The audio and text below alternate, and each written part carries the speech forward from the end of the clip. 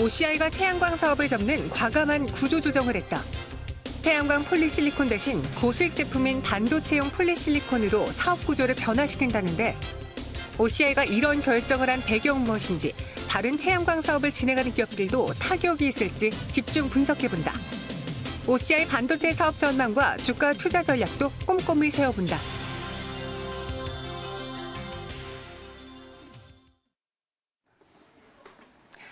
네, 와이드경제2 이번에는 우리 시장, 주식시장으로 들어와 보도록 하겠습니다. OCI가 어제 나온 공시 이후에 주가의 반응이 뜨겁다가도 오늘은 좀 차가워지고 있는 상황인데요. 앞으로 태양광을 버리고 반도체 쪽으로 사업을 우회했죠. 이야기 나눠보도록 할게요. 유한타증권 골드센터 영업부 곽영은 부장과 함께하겠습니다. 안녕하세요. 네, 안녕하십니까. 네, 안녕하세요. OCI의 실적이 좋지 않았어요. 그런데 네. 무언가 사업부의 변화를 네. 꾀하면서 구조조정을 꾀하면서 향후 미래를 좋게 보시는 것 같거든요. 네, 네. 지금 OCI에 나온 이야기부터 짚어볼까요? 네, OCI가 네. 일단 가장 핵심되는 포인트는 뭐냐면 이 태양광 사업을 왜 접었는가 이 부분에 대해서 먼저 우리가 고민하고 생각을 해보아야 될 것 같습니다. 크게 세 가지로 좀 나눠볼 수 있는데요.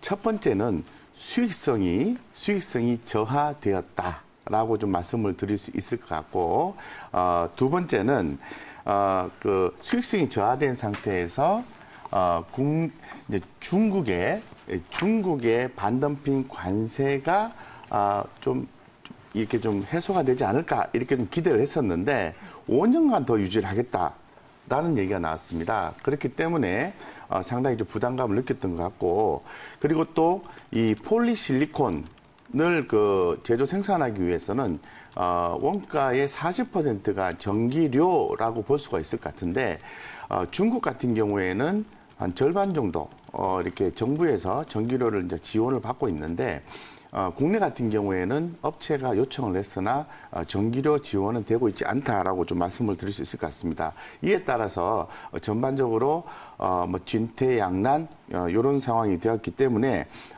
이 어떤 태양광 사업의 큰 부분을 포기하는 형태로 좀 나왔고, 자세히 좀 내용을 말씀을 좀 드리면은 5월부터 이 군산 공장의 1, 2, 3 공장 중에서 2 공장과 3 공장의 중단입니다. 그리고 이 2 공장과 3 공장이 중단이 되고 이렇게 되면 전체 태양광 폴리실리콘의 생산은 전 세계적으로 8% 정도 감소가 된 걸로 좀 보고 있고요.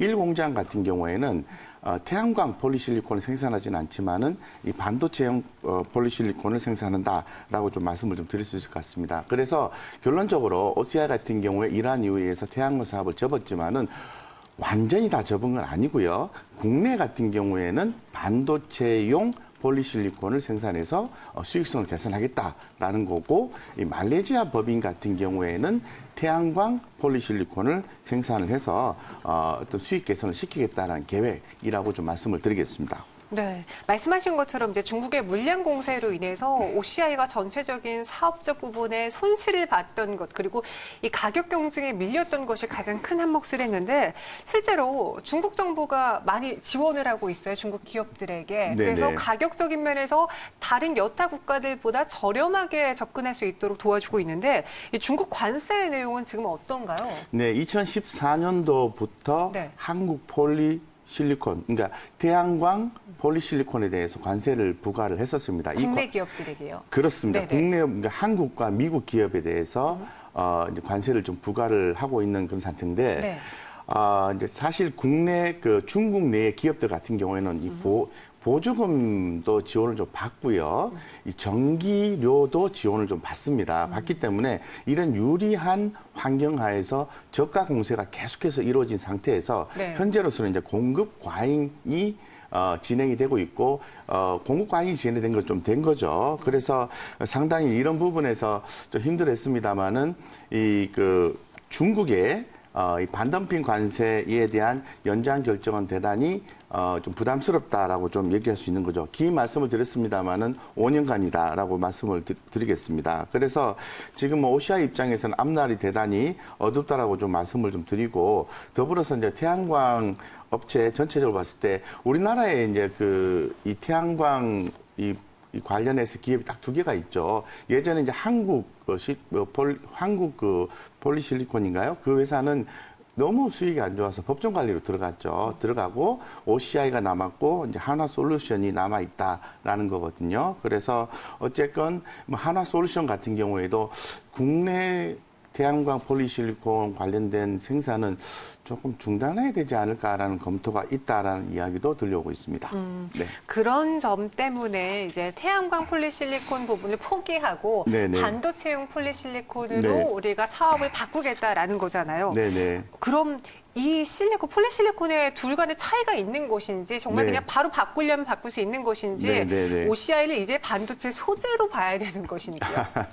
예, 일단 개념부터 좀 간단하게 좀 말씀을 좀 드려야 될 것 같습니다. 이 폴리실리콘은 크게 그 두 가지로 나눌 수 있는데 이 반도체 웨이퍼 및 태양 전지의 솔라셀 기판을 만드는 데 사용되는 원재료다라고 말씀을 드리고 그 순도 개념으로 보았을 때 조금 어려운 단어긴 합니다만 6N이라고 해서 요게 순도가 조금 낮은 거는 태양전지 폴리실리콘이고요. 순도가 뭐 11N 거의 뭐 100%에 가까운 순도를 보여주고 있는데 이것은 반도체용 폴리실리콘이다라고 개념 정의를 좀 할 수 있을 것 같습니다.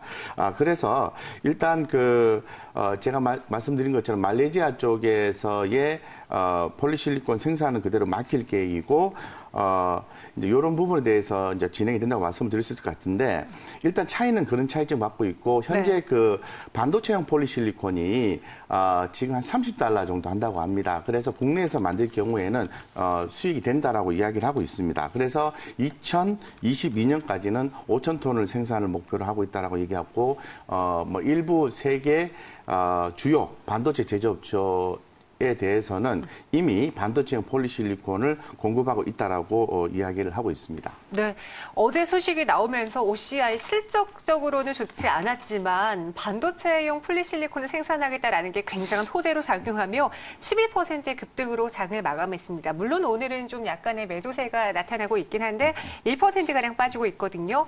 OCI에 대해서 곽용 부장은 어떻게 투자 매력도 평가하실 건지 사시겠어요? 파시겠어요? 전략 세워주시죠.